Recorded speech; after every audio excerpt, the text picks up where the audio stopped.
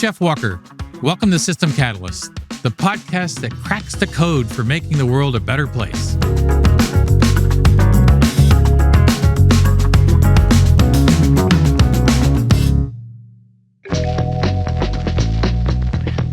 I like to think of today's guest as a kind of secret agent of system change. He works behind the scenes, connecting people at the top of different sectors to solve one of the most dire issues of our country. His name is Jonathan Fantini-Porter. Jonathan worked in Homeland Security, later as a partner at McKinsey, and now as CEO of Partnership for Central America, or the PCA. The PCA brings together government officials and corporate leaders to find ways to create new economic opportunities in El Salvador, Guatemala, and Honduras. More jobs and wealth for those underserved populations will mean less migration at the U.S. southern border, which we all can agree is at a crisis level. The PCA has already led to huge investments in the area. It even brought down migration from Honduras to the United States by half. That's the kind of change one can achieve with successful partnerships. Unfortunately, you don't hear about this on the news, which is always focused on the political angle of the crisis. Then again, secret agents are used to working in the shadows. Jokes aside, I wanted to have Jonathan on the show so he can provide some wisdom on two things he does really well and that are essential to system change. One, addressing the root cause of issues, and two, getting the private sector and the public sector to work together. So, if you're interested in doing either of those, keep listening.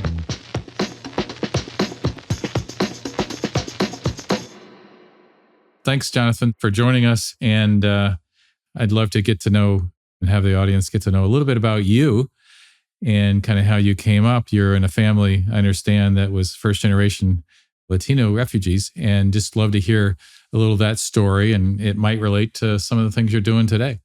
Yeah, thanks, Jeff. I think like all of us, our families and our heritage and our background informs so much of who we are professionally, personally. I'm the son of a first-generation immigrant that left his country as a refugee. And when I was 6, my father married a woman from El Salvador, and her family had come to the United States fleeing the Civil War in El Salvador.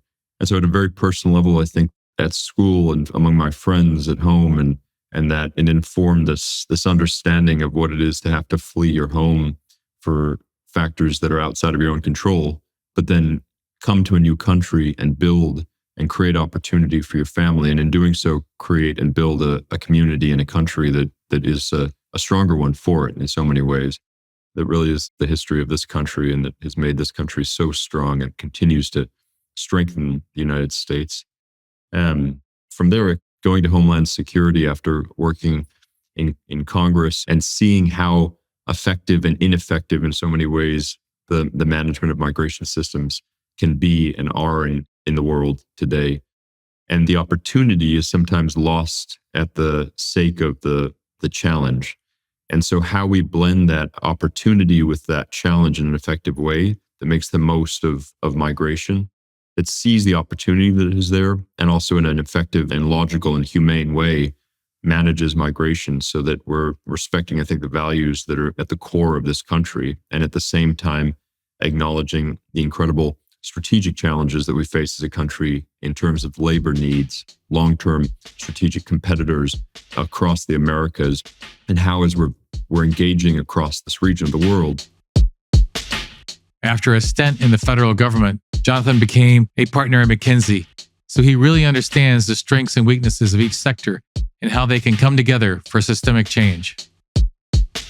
The key to an effective public-private partnership in this context is really leveraging the strengths of each sector. So the public sector has an incredible convening power, unlike any other sector. Leveraging the strength of a head of state or an agency in the federal government is unparalleled. And so leveraging that convening power was something that I really saw at a personal level as a core foundation to problem solving. At the same time, you have the ability on the public sector side to implement at scale in a way that really no individual organization in the private or social sector can achieve. And so that impact at scale and that incredible convening power of the public sector are two core foundational pillars to the success of the efforts that I've seen, whether it's in the US government or McKinsey or in the social sector. At the same time, though, the scale of public sector impact sometimes comes at the cost of speed. So that's where I think the private sector comes in and is so effective, and where I've seen it work so well in this effort. And so what the partnership that we're running, the Partnership for Central America, is Economic Development Corporation that's running as a public-private partnership that's leveraging that public sector strength of convening and impact at scale with a core social intention, with the implementation and speed and efficiency of a private sector entity. And blending those two has resulted over the last 2 years that we've run this in mobilizing $5.2 billion in investments to this region. It's brought digital access to 4.5 million homes and brought in just over 2 million individuals into the formal economy in the last 2 years. And so that means bank accounts, but it also means access to credit. And it brings you in really to the opportunity space that the formal economy can bring. And those two cannot really be achieved without the blend of public and private. Yeah, and you accomplished a lot, but let me back up 1 second. As you were looking at the entire issue of immigration, how did you kind of look at what the opportunities are, the needs are? I mean, there could be the need for closer supervision of our border, H-1B visas, B-3 visas. It could be, lots of different things. How did you pick going upstream, I guess, and going to these 3 countries and saying, I'm going to keep people there and work there as one of the key levers? Yeah, so I think if I can zoom out for a second, when we're thinking about this question of migration, we're really thinking about a question of the Americas and really the Western Hemisphere.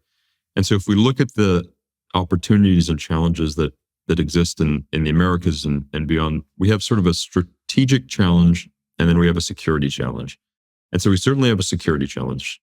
There's a border issue and there's a border challenge that is a major problem that we're facing. We're facing unprecedented numbers at the border. It's a increasingly diverse population of encounters at the border that is changing really the dynamic of what the U.S. immigration enforcement system is accustomed to. And so that's that first part, that security challenge that we're facing. Then a strategic challenge, and the strategic challenge really gets into an aging U.S. population, strategic competitive challenges from strategic competitors in the Western Hemisphere, China being one of them, that present sort of specific long-term challenges to the United States. So if we take that security challenge, yes, there's no question. We need to enforce policy. We need to enforce our laws, and that means addressing the border as a major problem. And that really requires a congressional act to pass an immigration reform bill that addresses the key strategic security challenges that we're facing. There's no question about that. But I think at the same time, and this is where the partnership comes in and why we chose to really go after this challenge, is that we really need to ensure that we're addressing the systemic root cause challenges of what is otherwise a symptom. And so Secretary Napolitano, the former Secretary of Homeland Security, used to say that you can build me the highest wall you want on the border, and I'll find you a ladder twice as high. And when you're addressing symptoms, you inevitably face longer term symptoms over and over again.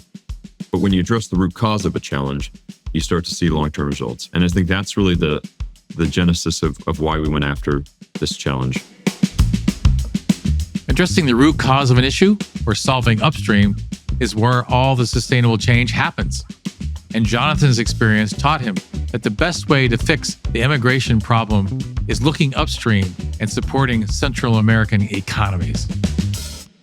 It's economic development that ensures that we're both countering strategic competitors in the region and we're addressing the root causes of that migration, so that we're giving families an opportunity to build and create communities, strong communities that support their long-term growth and that doesn't force families to leave when you're facing, for example, 2 100-year storms in 2020 that caused population where 40% of the population is tied to the agricultural sector that needs to flee because of an 8x increase in hunger as a result of those 2 100-year storms, for example.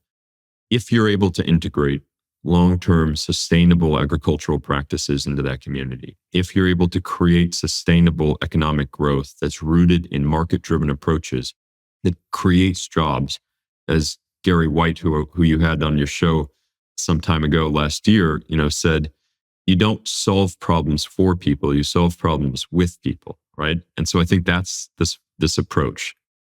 One example of that we really are proud of is our work, for example, with the coffee company Nespresso.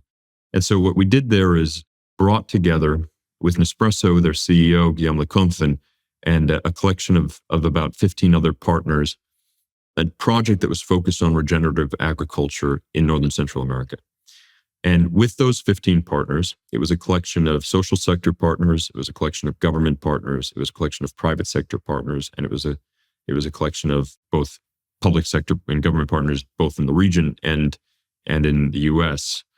We shaped a common strategy around regenerative agriculture. So I think that was the first and most important part of this, creating a common vision of where you're headed. And that's a really hard thing to do. It's really hard to get a group of diverse stakeholders first just in the same room, because often they have not spoken. And in this region of the world, the social and private sector have been at odds for well over 100 years. And so just getting that group of diverse stakeholders into the room is the first and greatest challenge. And how'd you do that? How did you get them together? I think that the core is, and it's another reference to another guest you had on your show, and Mark Solomon, really thinking about models of storytelling and getting out of macro issues and getting down to the human elements of this. And so when you're getting down to core human questions of common interest, that's where I think that you can break through barriers that are otherwise limited by the theory or the politics or polarizing issues. And once you identified that, folks are in the room and folks are wanting to talk. Then the second piece, once that group was in the room, was shaping that strategy. And I think that's really, to your point of the private sector models to this, that's where in some ways a private sector background for someone in a space like this comes in handy. Because you're understanding how to drive a solution using models and convening elements really that I think come from, for example, management consulting and spaces of that sort. Well, it seems to me also, though, building that, because it's an important point to convene, but convene the right people and have an open dialogue, it's trust. And so how did you find people who trusted each other to say, people from the government will trust that people from corporates will be there and social workers will be there as well, and listen to each other? Trust is the foundation of it all. There is no way, I think, to build a common project without a sense that the person standing next to you is thinking about your best interest. There is, in this region as anywhere, often a distrust across sectors, different incentives, different motivations. And so when we brought, for example, the partners from communities across Honduras to link with some of these private sector partners, the first question that I think folks ask in many ways is, why are you here? And in asking that, why are you here, there really has to be a clear understanding from any partner that's coming into a community of their motivation. That motivation's got to be beyond profit. I mean, that's the short of it. Your motivation has to be very clearly set in an understanding of what you're trying to do to build a community. And so that, in that sense, a really selective, careful understanding of who the partners that were getting into this was the sort of pre-work that was involved in shaping that stakeholder group. Not all partners are equally focused on social impact when we think about the private sector at this point. And so finding those gold star partners who are clearly focused on a balance between the profit motivation and the impact motivation was key. You have a team, but it's not that large a team, who act as the catalytic glue to hold all these activities together, to project manage them, to set roadmaps and others. I mean, that's a complex leadership problem, saying, how do I create a team that can do that with a managed ego, that listens, that doesn't try to force answers, right? How do you kind of think about your own organization and its culture when you're trying to do this? Yeah, an organization like this, which really is the secretariat almost to a wide body of stakeholders, and that, to your point, doesn't try to force an answer, but rather listens and asks the question. It requires often first sort of an understanding that you don't always have to or even know the answer to the question you're asking, but you know that there is a partner out there that knows that answer, and it's having that partner at the table that is your role. It's not having an answer when you're at the table with that partner.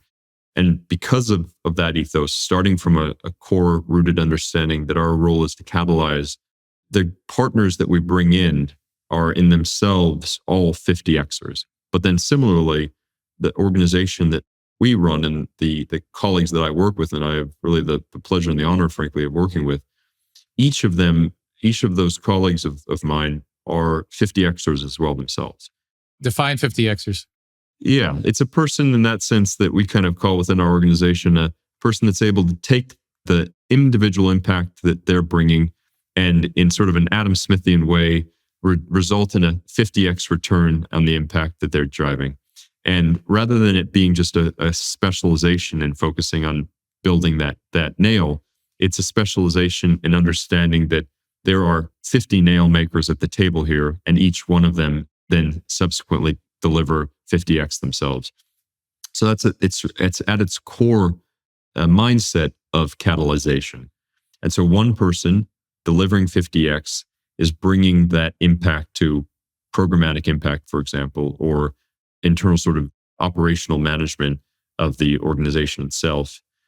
But across that, there's an agile understanding that each of those entities are focused on the same very key core objective. And so it gets to that sort of story of, John F. Kennedy walking in the hallway of a building once, walking up to a man sweeping a floor, and he asks him, "What do you do?" And he says, the man sweeping the floor says, "Well, I'm putting a man on the moon." And so that's really the core sort of understanding that each person in our team has. It's a very clear division of responsibilities where that person owns that block of the floor. So that floor is spotless in every way. But at the same time, we have a very clear mission and a very clear understanding of what our shared objective is. And that's where that agile thinking and that agile approach comes into play in the way in which the organization is both structured, but then also the mindset that we have. All right, in case you didn't get all that, here are Jonathan Fantini-Porter's top tips on getting parties from across sectors to collaborate. Number 1, work with the people who will have the most impact, the 50Xers. Number 2, establish yourself as a mediator who's ready to listen to everyone. Number 3, focus on sharing human stories instead of making theoretical arguments. Number 4, establish trust by connecting over your shared purpose. Once you create that collection of partners, there's a chain effect because the greatest partners in the private sector are often working together because they are themselves system catalysts. They know that the ability for them to achieve impact in a private sector perspective can only really hit the maximum when they are partnering with other private sector entities, including competitors. And that's really where it really gets interesting, where you have CEOs of very large Fortune 100, Fortune 500 corporations who are part of this effort, who understand that the pie is bigger than the slice that they're currently consuming. And because that pie is large enough for all to benefit from, there's an understanding that by working with those other partners that are at the table, they end up not only benefiting the social impact that is really the objective at the core of this, but also growing that pie. And I think about sectors, for example, like the textile and apparel sector, which we work in extensively. You have products that are produced in the United States, cotton, for example, core raw materials that are produced in the United States, in California, in Texas, in North Carolina, and South Carolina, across the United States. That core cotton is then shipped to Central America after having been produced and manufactured in the United States and bundled in the United States, shipped to Central America.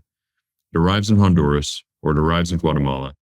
Individuals who I know well, families and communities that we work with extensively, then turn that American cotton into the t-shirts and the clothing that I'm wearing today and that we wear across the United States and across the world. And that textile, that manufactured product that is manufactured in Central America is then shipped back to the United States and sold in stores in the US. And so I have stories and friends who are in Honduras, for example. They have a sister or brother who's living in California who's working in that store that's then selling the shirts and jeans that they've manufactured in Guatemala and Honduras. And so that inextricable connection between these two regions of the world is tied to an understanding that a company that's working in Honduras and a company that's working in the US can inevitably grow a pie by working together. And so having a core understanding that goes beyond just a simple profit motivation and understands that when you're focused on the big picture, you're not only delivering a very clear opportunity for growth in your market and in your sector and for your business, but you're also creating then an inevitable benefit to a community that then grows that pie and creates a more sustainable model for long-term economic and business growth for that organization and that community. Basically, more jobs in Central America benefits everyone. Instead of dealing with people at the border inhumanely, we support them so that they don't have to migrate in the first place. The Partnership for Central America is aimed to create 1 million new jobs in Central America. Just imagine the kind of impact that'll have abroad and in the United States. Well, I'll say this. This isn't a political effort, and it's an important point. It's an economic development effort. So it's irrelevant what administration is in office. It's irrelevant who the players are from a political perspective, because at the end of the day, what we're trying to do is drive economic growth in a region for long-term sustainability, both for the region and for the U.S.'s competitiveness. And we think about the Western Hemisphere and strategic competitors. So in that sense, thinking about this as a core economic development effort, our heads are to the ground, if I can just be frank here. Our heads are to the ground in driving economic growth and supporting foreign direct investment across this region to support shared supply chains across the Western Hemisphere. There is a separate issue at play here, and that is the inevitable political issue that is at play when we talk about immigration. That inevitably gets into an issue of border enforcement. And that border discussion, frankly, is a separate issue. And that separate issue is relevant, but it is not an issue that is directly connected to the issue here. We're not focused necessarily on the day-to-day politics of this issue at the border, which the press and our friends in media tend to go to as the rush, and understanding that the border right now is a major problem. And we all understand that. And as Secretary Mayorkas and our other partners across government and elsewhere have noted, we need Congress to act on a comprehensive immigration reform bill. Full stop on that. You've got to get after that. But when we talk about the longer term challenges, that's less flashy, frankly. And what we're doing here is we're doing the work, and we're not necessarily focused on having to communicate what we're doing. We let the results speak for themselves. You take Honduras, for example, an area that we focused heavily on from an investment. You look at growth of construction there in that country, and you look at the investments that we've pushed. If you take the most recent data on month-to-month migration from Honduras, there is a 50% reduction from fiscal year 2024 from fiscal year 2021. 50% reduction from Honduras. Wow. And so the results can speak for themselves. But at the end of the day, this issue, and it's one, this group, and I give credit to every person and every organization that's taken on this issue, they've gone into one of the most polarizing issues of our time.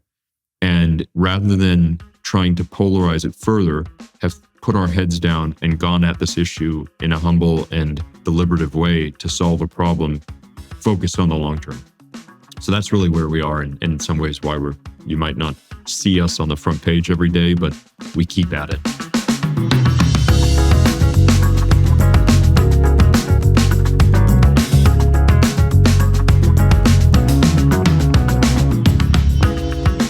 That's it for today's show.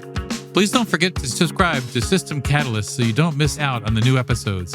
Also, do us a huge favor by rating our podcast and leaving us a review. Thank you so much for joining us, and we'll catch you all in the next episode. Before we go, I'd like to thank our producers at Human Group Media. We'd also like to thank our incredible network of partners who are supporting our mission, the Skoll Foundation, the Aspen Institute's Aspen Global Leadership Network, Echoing Green, DRK Foundation, Maverick Collective, Virgin Unite, Charlize Theron Africa Outreach Project, Boldly Go Philanthropy, Synergos, Forward Global, Nexus, and New Profit. If you're interested in becoming a System Catalyst and would like to learn more about our partners, please visit systemcatalyst.com.